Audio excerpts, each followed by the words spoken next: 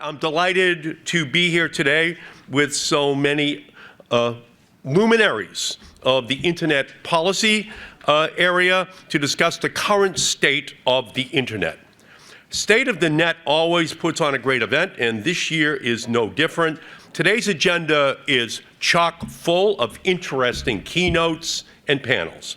The internet was built on a radical idea that anyone, anywhere, could share information, organize communities, access knowledge freely. It was supposed to be an equalizing force, a public good that fosters free speech, encourages democratic participation, expands economic opportunity. In fact, AT&T and IBM, the two big companies in 1965, turned down the contract to build the packet switch network. They didn't want the job. They already had monopolies. They didn't want the job to build a packet switch network. They didn't need competition. And so it went to a small group of people at BB&N, Bolt, Beranek, and Newman up on Memorial Drive in Boston to build something called the DARPANET, all built by federal money. Then in 1990, I was in Congress. We had to pass a bill to move it over to call it the internet, all built by, let's remember, by the federal government, not by the private sector, just so we got that straight. Then, this democratic vision of the internet, articulated by thinkers like Sir Tim Berners-Lee, who created the World Wide Web in the late 1980s, gave way to a darker, centralized version. And for over the last 15 years or so, we've lived under an internet shaped by corporate consolidation and a business model that prioritizes profit over public interest, reminding us of AT&T and IBM back in 1965. Exact same corporate model. Monopoly. Oligopoly. We're just back to the origin story. Why did we build that packet switch network? The digital world we inhabit today, one where a handful of companies dictate access, where independent voices struggle to be heard, and where digital surveillance is the price of participation, has left us divided and polarized and powerless. Today, we are at an inflection point for the internet, a moment that will define whether the internet can serve as a tool for empowerment and creativity and truth, or whether it is co-opted by authoritarian forces, corporate monopolies, and artificial intelligence systems that put profits and corporate power over people.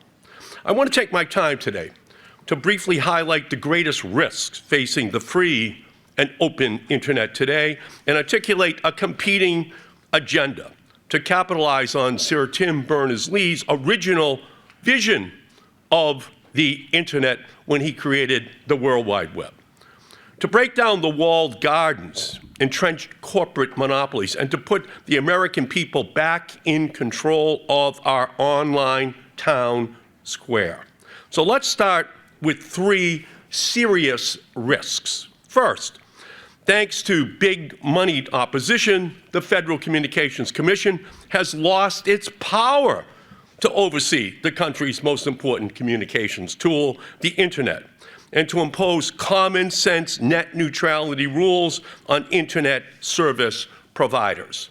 Because without net neutrality, consumers, small businesses, and innovators alike will face increased costs, reduced choice, and less competition.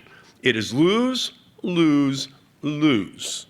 The Sixth Circuit ruling against the FCC's net neutrality rules upended the fundamental principle that the internet service providers should not act as gatekeepers, favoring certain users, content, or services over others. The decision reverses the simple principle undermining the open internet, that users, not internet providers, should determine what succeeds online.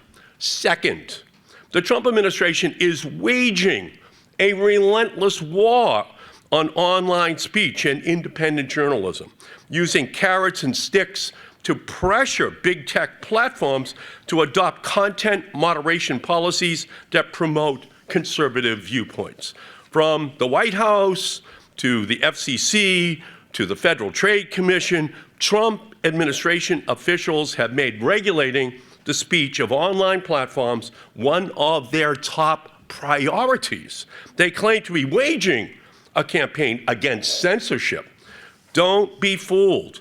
It's really a campaign of censorship. And faced with threats to their favored liability shield, Section 230 of the Communications Decency Act, and with promises of fewer regulations and tax cuts, the big tech platforms have been all too happy to capitulate to the Trump administration. Just look at where big tech oligarchs sat at the inauguration. They sat in front of Trump's cabinet. James Madison spinning in his grave, thinking about this very thought that Article 1 is the Congress, Article 2 is the President, Article 3 is the judiciary, and now we have Article 3.5, the Muskocracy, which then trumps all of the original 3 articles of the United States Constitution. I don't know what those Minutemen and women in Lexington and Concord are thinking. I don't know what James Madison is thinking, but this is not what they were fighting for. They were fighting to make sure there was not a king, that was not authoritarianism. That's where we are right now. And tech oligarchs cozying up to an authoritarian president is a dangerous combination, both for the free and open internet and for our democracy. And finally, after over a decade of the government failing to regulate the big tech platforms, the rise of artificial intelligence threatens to double down on our consolidated tech ecosystem. Now, I've been on the Telecommunications Committee for 48 years. I've been in Congress. I was there before there were fax machines. And today, there are no fax machines. That's how long I've been on the Telecommunications Committee. I'm either the author or the co-author of every law that's passed in the last 48 years. Okay? So I know where it came from. I know what the goals were. Okay? I was there, either authoring or co-authoring every single law.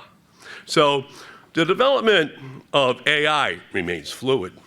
It is no surprise that the same platforms that have dominated the Web 2.0 would have major competitive advantages in the race to develop ever more sophisticated AI models. The one exception to that role, OpenAI, only broke into big tech's walled garden thanks to the remarkable success of ChatGPT. In this sense, big tech threatens to become big AI, reconstituting the centralized and anti-democratic features of social media into new AI-powered platforms. AI should stand for all included. That's not going to be the goal of these big tech CEOs. If those 3 risks filled you with dread, you are not alone. But the good news is that the future of the internet remains in our hands. With the right combination of innovative thinking and political will, we can reinvent the internet as a place for democratic participation and economic dynamism. We can rebuild the internet, not as a tool for billionaires and autocrats, but as a public good for all. In fact, we are seeing new movements emerge, ones that put users back in control of their digital lives. We see it on the rise of Blue Sky and Fediverse, a decentralized internet where no single company controls speech or access. We see it in the development of interoperability and data portability tools that allow users to move freely between platforms, breaking the stranglehold of monopolies. We see it in efforts to pass privacy laws, especially for children and teens who are facing a youth mental health crisis driven in part by big tech.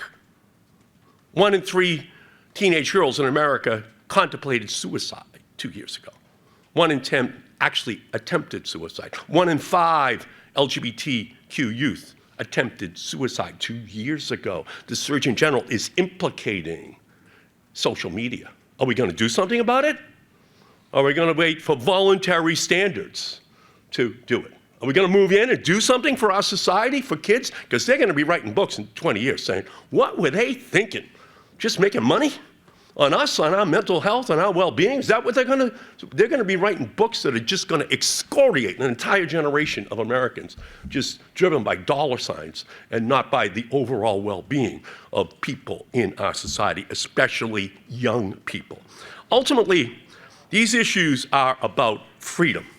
The freedom to control your own data, the freedom to message friends and family across any platform, the freedom to click, to swipe, and like on open, dynamic, and free internet. For over 2 decades, I've been fighting for that type of dynamic communication system.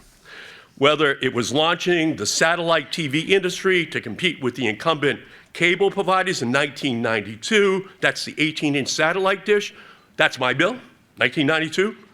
Moving over the 200 megahertz for the 3rd, 4th, 5th, 6th, and 7th cell phone company, that's my bill, break up the AT&T cell phone monopoly. Or the 1996 Telecom Act, breaking down all of the monopolies, cable and telephone. That's my bill, 1996. Darwinian, paranoia-inducing competition. That's what everyone says they believe in until they get to the point where they can create the monopoly. They're innovators until they can become monopolists. So I've always worked to prevent incumbent monopolists from squashing competition, squeezing consumers, squishing the little guy. Today, we stand at another technological crossroads. For too long, we have accepted an internet that extracts more than it gives, that concentrates power instead of distributing it, and that treats users as products rather than participants. With new, decentralized platforms and the rise of AI, we have a chance to put that era behind us, to capitalize on a new approach, one that prioritizes people over platforms, communities over corporations, innovation over entrenchment. The internet was meant to be free and fair and open. If we choose to fight for it, it can be that way again.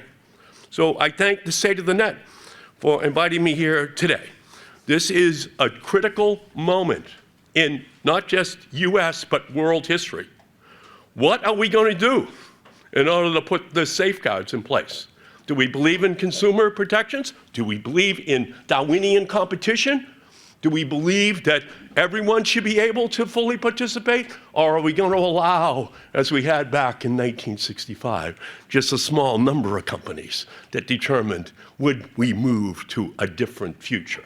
That's going to be the challenge, and that's what I'm going to continue to fight for, what I have fought for from the very beginning of my career, and I will continue to fight for it every single day, because democracy requires us to have that fight and to win. Thank you all so much for being here, what you're going to do.